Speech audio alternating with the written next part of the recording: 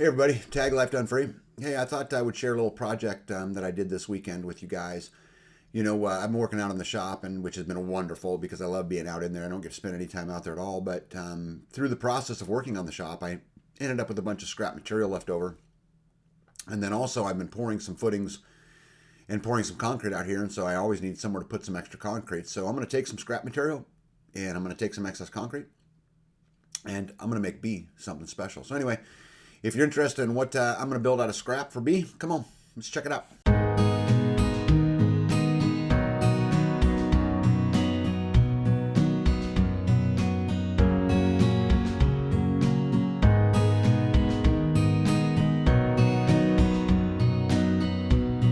Hey everybody, I'm out here at the shop, and I've been working on a lot of different things out here. I've had the blessing of having a little extra time to work in my shop as B's planting, so I thought I'd give you a quick tour and show you how I make things out of scrap. We're gonna surprise B, but let's check out the shop, what I've been working on real quick, okay? Let's check it out. So I built a place for that toolbox. I built a place for all those shelves. I built those shelves up there. Built that, place to put that, place to put that, place to put my drill press. So this shop's been a kind of a work in progress because we just don't get a chance to work on it a lot. You guys seen that I built these wood storage racks.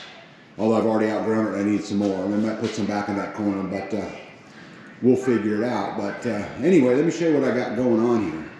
So, as a side effect of building those things I built, I ended up with these pieces of plywood. They're 8 feet long, they're 22.5 inches wide, and I got a whole bunch of them. And so, what do you do with them, right? Well, I can stack them in a pile and save them.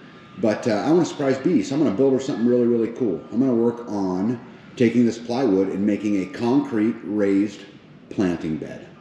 Right? Plywood to concrete. So basically, let me show you here what I'm going to do real quick here.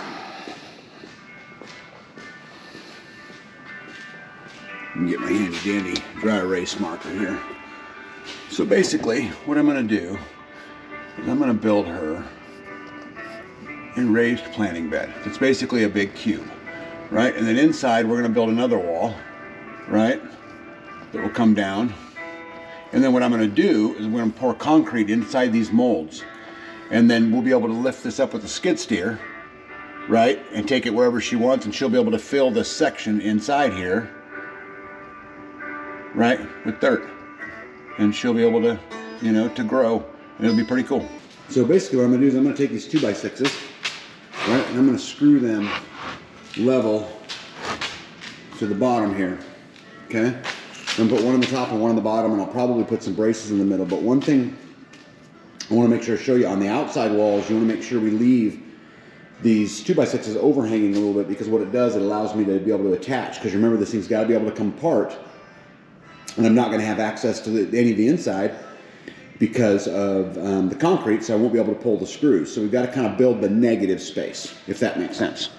So I'm going to get working on this, and I'll show you what they look like, and I'll kind of set it up a little bit. Maybe that'll give you a little better understanding. Cool?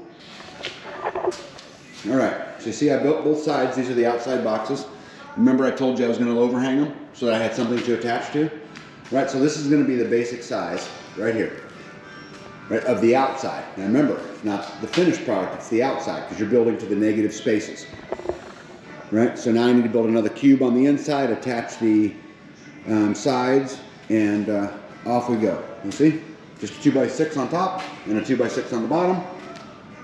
Right, because I got to make this strong. It's going to be holding a lot of weight. So I'll be back. Okay, so I showed you the two outside ones, right? If you remember, they have the overhang, right? Okay, and the inside ones, I just made this one. They're going to make two of these. They're just flush cut on both sides. Okay. Now, if this is 96 inches, right, which is an 8 foot long piece of plywood, and you want 6.5 inch interior walls, then you got to cut this board down, 5.5 plus 5.5, which is 11 inches, right? And so anyway, so I cut it down. A couple other things real quick. So I've been doing a bunch of pours lately, doing the footings for the walls, you know, for the retaining walls. I've got a couple big pads, and so I always say, always, always, always have something, you know, built somewhere for you to pour some concrete in, right? And so then you add that with the excess plywood that I've got left over. And it's a great combination to build Bee something special, something that she'll cherish, something that she'll love, and more importantly, something that'll make her life a little bit easier, right?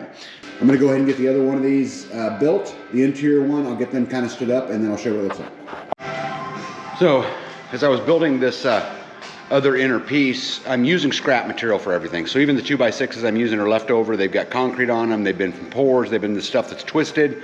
So I get to deal with twisted and unsquare and unstraight lumber, but that's okay because we're just building forms out of it, right? So let me show you what I'm talking about. So see this board right here? There's a big bow in it like this, and you can tell because you get an overhang of plywood here, which is a perfectly straight line, but yet I'm flush here and I'm flush over here. And so I gotta push, I like to be able to push those two together, but instead of doing it the hard way, I'm gonna use a block of wood. And one of these I kind of call them, they go with my clamp stuff, but they're really not clamps. So what you can do, is you push these out here. These are great to have, by the way. I use them all the time. Get it a little tight, okay. See that right there? Okay, I'm just gonna push it right out of it. There you go. Yeah, perfectly flush. I'll put a screw in it, and then I'll flip this whole board over and I'll screw off both of them, because it's just a whole lot easier to, from the top. So I'll do that, and then I'll be back. All right, guys. I don't know if this makes sense or not. And I'm going to fill these cavities, okay, with concrete. So it's going to come, and it's going to turn the corner. I haven't created the sides yet because I knew the length was fixed. The length was 96 inches, which is what a piece of, plywood is. So the question now is truly how wide do I want it to be? Right? What do you think would make Bee happy? A foot? 2 feet? 3 feet? 4 feet? Well, what I think is that, you know, 2 is 1 and 1 is none, as you guys have heard many times. So what else could this be besides a planting box, right? What if I gave her cold frames? So I got a pallet out back of like 86 3-foot by 3-foot window panes that I got out of a house that a guy was remodeling. I've been saving forever. So let's make this 3 feet wide outside to outside. That way, if at any point in time she wants to use it as a cold frame, we can put some windows on the top of it real easy, hook them to a hinge, and Bee will have cold frames. So I'm gonna make it 3 foot wide, so I'll be back. Okay, so I cut a couple sideboards. Let me kind of show you what I got going on here.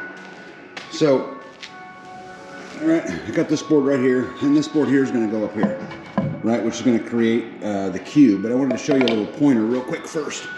So I want these forms to be able to be used over and over again. And so if I just come over here and drive a screw in here, over time it's just going to keep getting deeper and deeper and deeper. And so what I'll do on these screws, I'm just using a 3-inch construction screw, but I'm going to put a washer on it.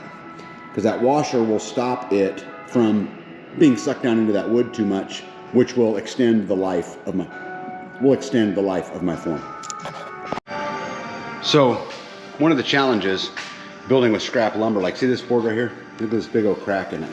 So I don't want to use any of that, but I'll see if I can get a decent board out of the end of it, and then I'll cut this up into kindling for Bee for the fireplace. Okay, so as you can see, I got the ends attached. So what I need to do next is I need to plywood that square, okay, on both sides. All right. Make sense? So again, I'm going to fill these caverns with concrete. But there are a couple pointers, a couple things that are really important to know. Is that, one, I want to I don't want the screws exposed to the concrete. Okay, what I mean by that is I don't want to have to be taking them in and out with dealing with the screws, because again, this is going to be a problem if I want to use it again. So I need to make sure I put my screws in a place that, one, I can get off, right? Because once the concrete's in the center, you're not getting to any screws over there, so you have to screw everything from another direction that allows you to remove the form. And then 2, I want to protect the screw from the concrete so that I get the longest life out of the process as I can. So I'm gonna get them plywood. I'll be back. Okay, so here we are back at it. So as you can see, About got it framed. I got the 2 ends to do, and then all of the supports. Down on the bottom, I made these little plywood squares. Plywood has great pressure resistance. And so as long as you frame it correctly, you know, screw it all in, this is what will keep my bottom from pushing in the center. Okay, now you'll notice also the screws with the washers, right? I put those washers on there so I don't just bury the screw in there, because again, I want this to come completely apart and be able to store it so that anytime my beautiful bride decides she would like to have some raised planting beds made out of concrete, and I have extra concrete because of the pours, I already have a form built and life is grand. Okay, so back at it here. So I got the inside. Let me just show you where I'm at actually. So if you look, right, so we're going to be able to pour concrete down into these areas right here. Right. And then it'll make a pretty nice raised planting bed. One thing I have to do still is I have to support these corners down here because they're going to take a lot of pressure. And then I got to figure out how to not let these outside boards here bow out. So I'll work on that. And then the other thing too is I'm considering putting some stuff on top so concrete just doesn't fall in that hole. You know, a piece of plywood or something like that that allows, you know, better use of the concrete. But let me see what I got. Okay, well, I hope she's happy I got it built, and let's check it out. Well, see, basically, we're going to fill these areas right here. As I mentioned before, the top's on there for a reason, so that when they're pouring concrete, I'm not just dumping it down the center. It'll help me conserve concrete. Again, I'm just going to use excess concrete. I went ahead and reinforced all the corners. So really the only risk spot I have is going to be right here in the middle of these long walls where my foot's at right here. And I'll put a stake in the ground when I pour them. And so that's a wrap. All I got to do is deal with some concrete. So all I have left to do is just fill it with concrete and then put some dirt in it and let me plant. So this is what it will look like. I did this up on my computer because the concrete's not here, and when I get to that, the concrete gets here, I'll get it filled up and I'll show you guys then. But so basically this is what we're going to make. So it's all done, now just waiting on concrete. So you know, like I always tell you guys, you know, go live a little bit freer today than you did yesterday, and this means growing our own food, right? This means producing for ourselves, but what it also means is to understand that we all get older, and to understand that as we're building things, try to look to the future and try to make things a little bit easier. This is a planting box that will never go anywhere. It won't rot. It'll be here long after we're here, and you know, it'll benefit more people than just us. So hopefully over time I can make 8 or 10 or 12 of these, and you know, she can plant whatever it is she wants to plant in it, and you know, her comfort is a big priority of mine. So yeah. Anyway, hold the line, guys. Don't give an inch. Tag out.